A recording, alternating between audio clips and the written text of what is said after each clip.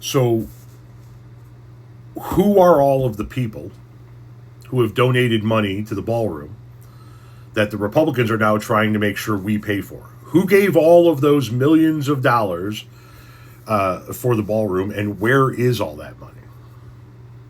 How unprecedented is it to have something like this where anonymity would be given to donors to a presidential project? Yeah. I mean, first, I would say reading this document shows why they wanted to hide it. It's a sham and it's a scam.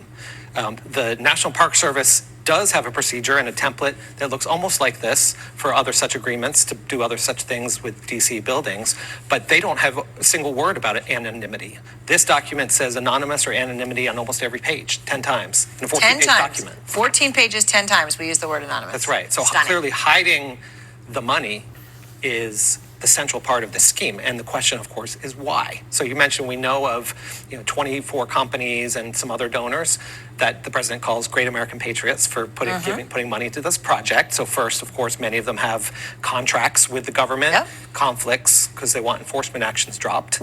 And almost none of them have actually said how much they gave, despite being asked by multiple members of Congress. So if they're great American patriots, why don't they tell the American people how much they gave to this project, for starters? And really why they did it, whether they did it in conversation with a lobbyist or with the president's fundraiser. We don't know any of that information. We don't know any of that information other than what good reporting and some watchdogging has uncovered. Most of that information remains secret.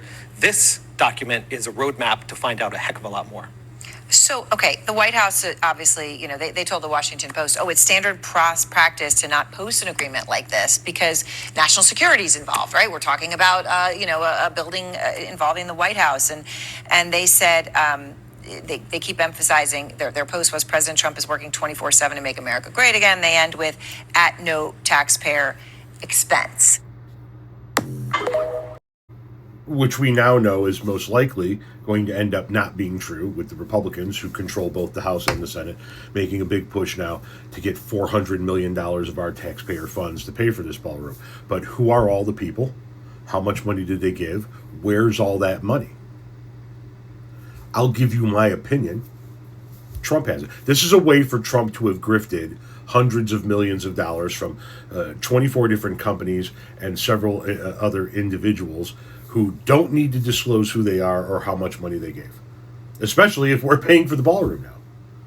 Lindsey Graham can talk all he wants about how the donations are going to go for decor and curtains and china and the furniture in the ballroom. Bullshit.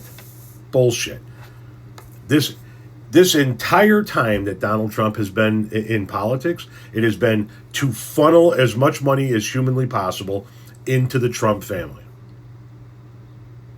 And Donald Trump himself, at some point in time, is no longer going to be president. And at some point in time, as we all do, he is going to pass away. And his kids are going to have to figure out their own grifts. But that's what this whole thing has been. How do we funnel as much money as humanly possible into Donald Trump's hands, into the hands of the Trump family?